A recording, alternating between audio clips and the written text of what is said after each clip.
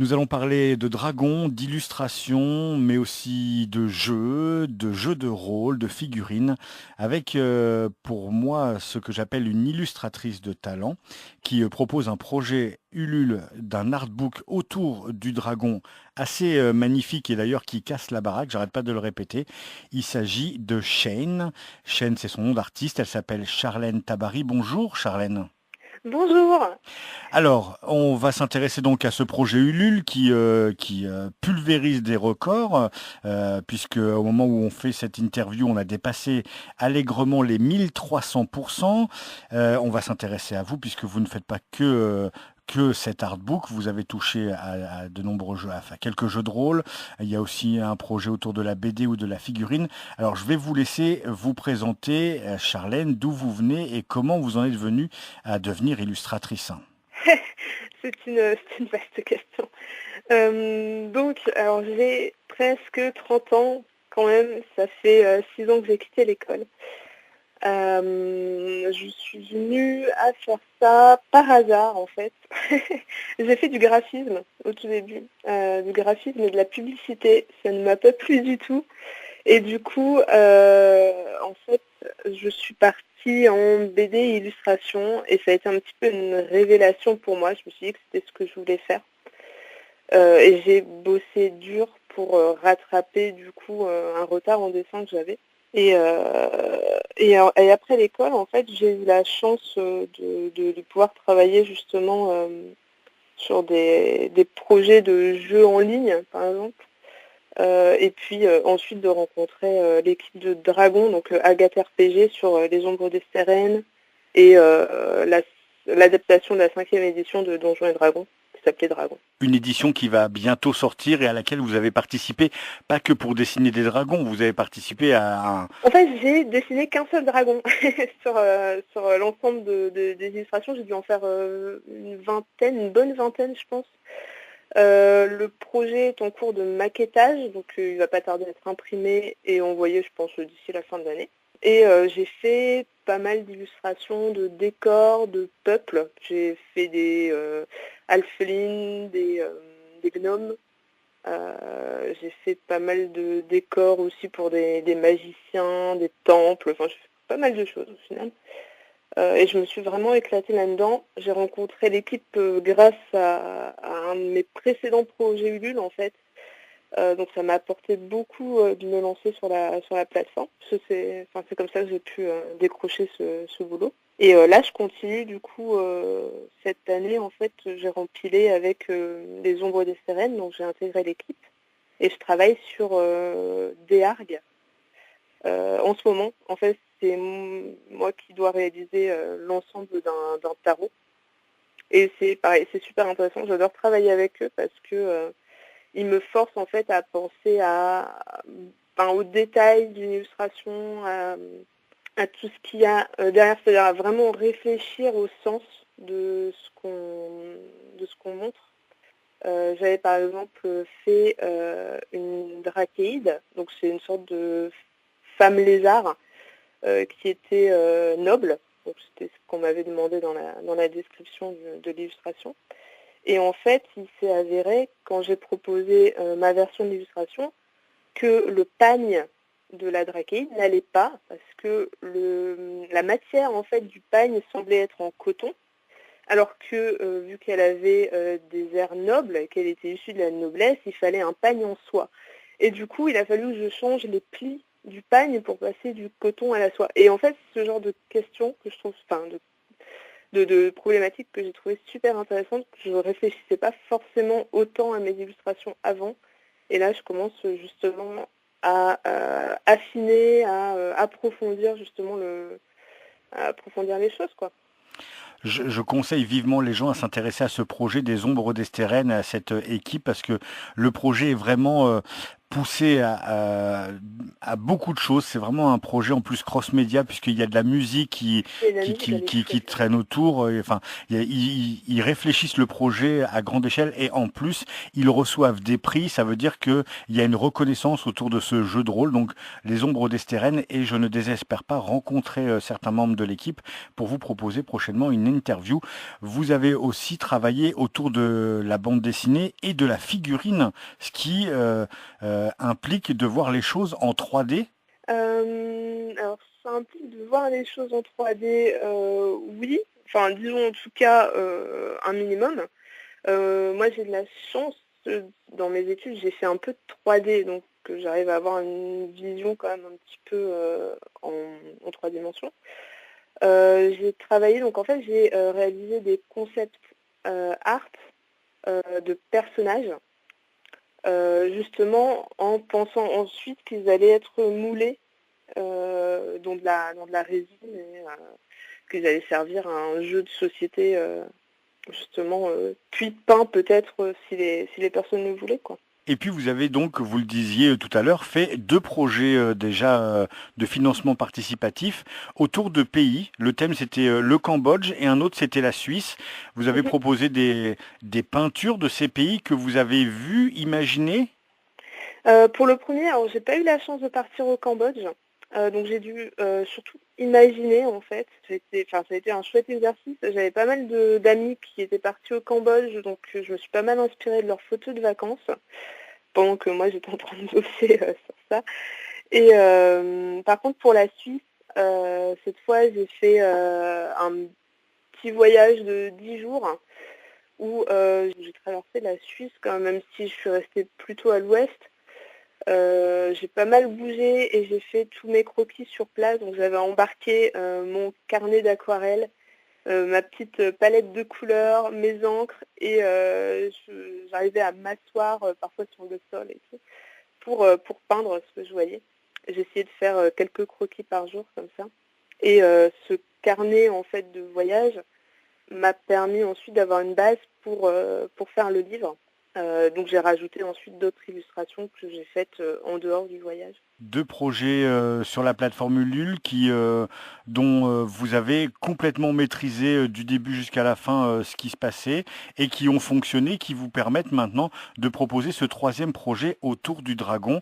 Vous pouvez nous raconter un peu l'affiliation avec cet animal mythique qu'est le dragon? Alors, Draconis, en fait, j'avais réalisé donc un fanzine quand j'étais sortie de l'école donc à propos des dragons, que j'avais fait à l'époque sans forcément de moyens. J'étais encore un petit peu débutante. Enfin, en tout cas, il y avait pas mal de problèmes de dessin encore.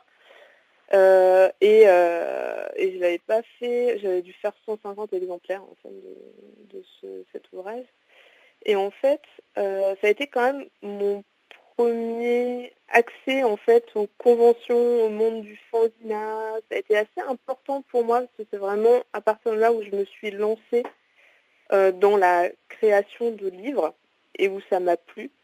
Et du coup, c'est vrai que il y a pas mal de gens qui me l'ont demandé par la suite chaque année. J'adore les dragons depuis longtemps et j'avais toujours eu envie d'y revenir. Et j'avais juste peur, en fait, je remettais ça après, en fait, je voulais faire quelque chose qui me plaise, dont je sois sûre. Et voilà, cette année, j'ai franchi le pas. Et je me suis laissée un petit peu entraîner là-dedans avec un grand plaisir. Ça me fait vraiment quelque chose de pouvoir dessiner toutes ces bestioles, j'adore ça. Donc, voilà. Et puis vous faites pas que dessiner toutes ces bestioles parce que du coup il y a tellement de gens à adhérer à la campagne, hein, je le rappelle, hein, elle a été financée en quelques heures, en 2 ou 3 heures, qu'à l'heure où on enregistre, on fait cette interview, il reste 18 jours et on a dépassé les 1300%. Ça veut dire qu'il va pas y avoir simplement un livre d'artbook avec des dragons, il va y avoir des marque-pages, il va y avoir Il des va y petites avoir plein de figurines, des choses. cartes, plein de choses. Oui, oui, oui, oui, oui. Et ouais, c'est assez impressionnant en fait. Il va y avoir, j'ai fait un marque-page, j'ai fait une sorte de silhouette en carton en fait à poser sur les étagères pour décorer. Il y a un porte-clés qui s'est rajouté. On a pu passer d'un livre simple, couverture souple, à quelque chose de cartonné, avec il va y avoir en fait de la dorure dessus, bientôt le vernis sélectif. Tout ça, c'est vraiment grâce aux contributions en fait, et c'est vraiment génial de pouvoir améliorer comme ça un projet. Enfin, c'est assez dingue en fait. Et il va y avoir d'autres choses qui vont se rajouter. J'ai même fait des cartes bonus en fait où on voit l'évolution d'un petit dragon de l'âge bébé en fait à l'âge adulte. Et voilà quoi. Enfin, ça me fait plaisir de voir que ça plaît autant. Alors on va peut-être parler aussi un peu de la technique, parce que si ça plaît, c'est parce que quelque part c'est beau à voir. En préparant cette interview, j'étais vraiment curieux, je voulais vraiment savoir si c'était de la peinture numérisée, si vous travaillez simplement sur un outil numérique, et en fait vous alliez les deux et vous arrivez à travailler sur numérique comme si vous étiez un peintre, c'est un peu ça? Oui, c'est ça. En fait, donc j'ai fait de la peinture. J'ai fait beaucoup de peinture quand j'étais petite, beaucoup de reproductions de tableaux à l'acrylique et à l'aquarelle. Donc en fait, j'avais un niveau technique en peinture qui était beaucoup plus fort que mon niveau en dessin. J'avais beaucoup de mal à dessiner des personnages, donc je dessinais beaucoup de créatures en fait, déjà, beaucoup de dragons, beaucoup de créatures à l'époque. Mais je faisais surtout de la peinture et je reproduisais des maîtres, en fait, des grands tableaux, etc. Je faisais que ça.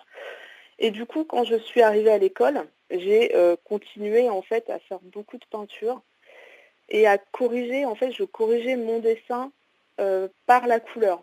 C'est-à-dire que j'arrivais à m'apercevoir des erreurs d'anatomie que je faisais au moment où je posais les ombres et les lumières, puisque c'est au moment de poser les volumes que je me rendais compte qu'il y avait un problème. Donc ça m'a beaucoup servi à améliorer mon dessin, et du coup c'est vrai que j'ai tendance à faire les choses qu'en couleur. Je suis habituée en fait à cette méthode-là, à coloriser, à rester très fusionnelle en fait avec la couleur qui m'apporte beaucoup.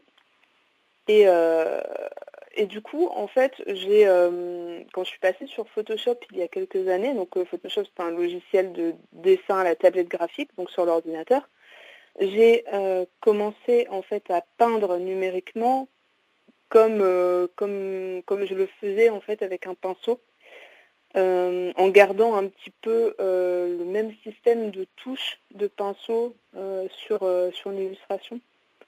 Et quand ensuite on m'a dit que justement que les personnes avaient du mal à discerner mes peintures traditionnelles de mes peintures numériques, je me suis lancée un petit peu dans cet objectif-là. Je me suis dit, bah tiens, c'est quand même assez sympa de pouvoir avoir un côté graphique texturé en fait sur mes peintures numériques. Donc j'ai continué un petit peu en ce sens-là. Et du coup, je suis contente justement quand on me le dit. C'est une direction que j'ai prise il n'y a pas si longtemps que ça. Au final, ça fait peut-être 3 ans. Mais voilà, ça fait plaisir si ça se voit. Et puis du coup, on arrive à savoir quand c'est Chêne qui propose une illustration. Les dragons sont, enfin c'est les dragons de Chêne, c'est pas les dragons de quelqu'un d'autre. Et c'est pareil pour tous les projets, que ce soit pour le tarot des ombres d'Estérène, on peut déjà voir quelques illustrations, ou pour les dessins que vous avez proposés pour Dragon, parce que sur les réseaux sociaux, ça circule allègrement si vous suivez les pages. On reconnaît tout de suite votre patte, et c'est super. Et on imagine que derrière, pour vous, en fait, cette reconnaissance, elle est appréciable, et on imagine que vous avez peut-être maintenant d'autres envies que de proposer des artbooks pour vous toute seule. Peut-être que vous avez envie de toucher vraiment à la bande dessinée avec des participations d'auteurs ou d'écrivains, pourquoi pas? Alors, en fait, je voulais déjà revenir. C'est très difficile pour moi de juger en fait de mon style. Du coup, j'ai pas l'impression. Enfin, moi-même, je me rends difficilement compte des différences que je peux avoir. En fait, j'ai pas l'impression que mon style soit reconnaissable par rapport à d'autres. Parce que je pense que j'ai un manque de recul en fait, même si on me dit assez souvent justement qu'il y a une patte. Moi-même, j'ai du mal à la voir. Euh, Après, au niveau des projets, bah, j'adore faire des livres en fait, donc je pense que je pourrais jamais me lasser de faire des projets de bouquins. J'adore ça. J'adore maqueter des livres et créer tout un univers. En fait, c'est ça, c'est vraiment ça, c'est créer un univers là où il n'y avait rien, proposer aux gens de s'évader à travers leur lecture, à travers des images. C'est quelque chose qui me plaît énormément. On pourrait croire que j'ai un peu la grosse tête à vouloir tout faire, c'est-à-dire à la fois faire le maquettage du livre, les illustrations, le texte et tout. C'est même pas le cas, c'est juste que j'adore faire de la mise en page et tout. Honnêtement, faire des livres, je pense que je vais continuer. Ensuite, qu'est-ce que j'aimerais faire? À la limite, j'aimerais bien travailler dans le jeu vidéo. C'était une de mes premières motivations il y a une dizaine d'années. Quand je dessinais pas beaucoup, je voulais faire du jeu vidéo. Et puis j'ai lâché un peu l'idée. J'avoue que je m'éclate quand même vachement à faire de l'illustration pour du jeu de rôle. Au final, je suis quand même pas loin de cet univers-là. Enfin, honnêtement, j'ai pas de regrets, j'ai pas de. Le jeu de société, peut-être, essayer le jeu de société. Il y a beaucoup Le jeu de d'illustrateurs société, ouais.